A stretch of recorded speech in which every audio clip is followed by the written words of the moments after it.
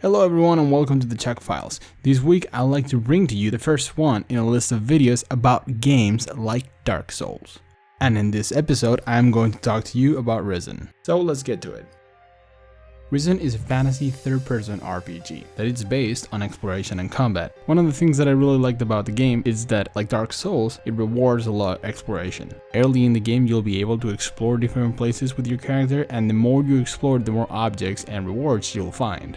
However, the objects are not as meaningful as in Dark Souls or Demon Souls, but exploration in the game still feels really enjoyable. Also, there is very little hand-holding in this game, especially at the beginning when you get to explore the different traits of your character. When you first learn how to combat, it won't be in the tutorial zone, it will be directly in the world, and if you die, you will have to suffer the consequences. The combat, it's also something worth mentioning in this game. From the beginning of the game, you'll have the ability to combat with a shield and a sword, and you will be able to block and parry attacks as well as to change your own attacks against your enemy. The combat reminds a little bit to the Souls series, however is not quite as fluid and not quite as well designed, but if you set the difficulty of the game to hard, it will be challenging and fun enough to play. If you are looking or coming from a Souls game, setting the difficulty of the enemies to hard will make it a little more challenging, since the normal difficulty of the enemies is not quite as challenging. But once it's set to hard, some of the enemies are actually quite fun to play against. One of the drawbacks of this title is being able to save at all times. This greatly reduces the difficulty, since if you're experiencing something challenging in the game,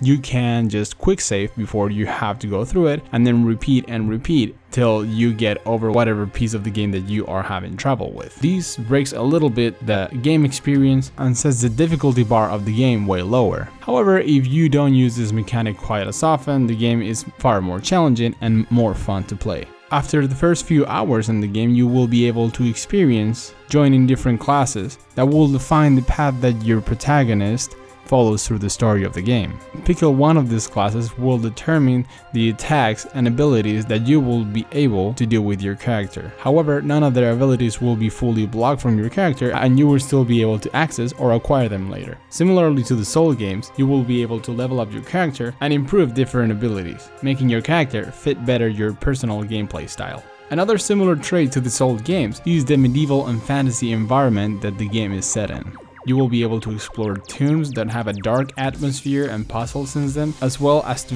battle against fantasy-looking monsters. Overall, Risen is quite a good experience to play, and if you are coming from a Souls-like game or looking for one, picking this title up might just fit your case. I hope you liked this quick review about Risen as a Souls-like game, and if you did so, please hit the like button. Subscribe if you haven't. For more titles about videos like Demon, Dark Souls, and Bloodborne, stay tuned, and I hope to see you in the next episode of the Chuck Files.